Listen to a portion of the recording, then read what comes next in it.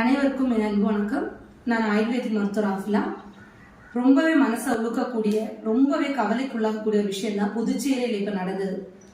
கடந்த 2ஆம் தேதி மார்ச் மாதம் 2ஆம் தேதி வீட்டுக்கு வெளியில விளையாடி கொண்டிருந்த ஒரு குழந்தைய ஐஸ்கிரீம் வாங்கி தரேன்னு சொல்லி 50 வயதிற்கும் மேலாகக்கூடிய ஒரு நபரும் 19 வயசு இருக்கக்கூடிய ஒரு பையனும் சேர்ந்து அந்த குழந்தைய பாலியல் வன்கொடுமைக்கு ஆளாகியிருக்காங்க.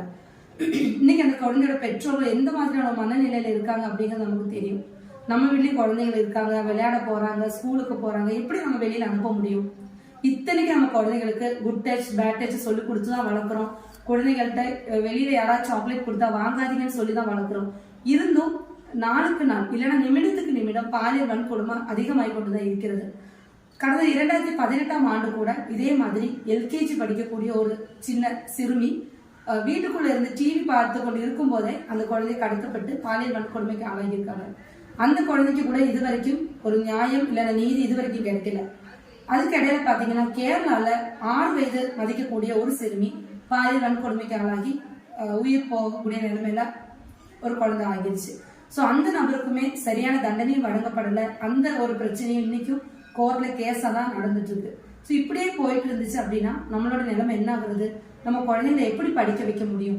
ஸோ இதுக்கு ஏதாவது நம்ம பண்ண முடியுமா அப்படின்னு பார்த்தீங்கன்னா, குழந்தைங்களுக்கு நம்ம பெண் குழந்தைங்களுக்கு எந்த அளவுக்கு குட் டச் பேட் டச் எல்லாமே சொல்லி கொடுக்குறோமோ அதை விட அதிகமா நம்ம வீட்டில் இருக்கக்கூடிய ஆண் குழந்தைகளுக்கு ஒரு சில விஷயங்கள் நம்ம கண்டிப்பா சொல்லிக் கொடுக்கணும்.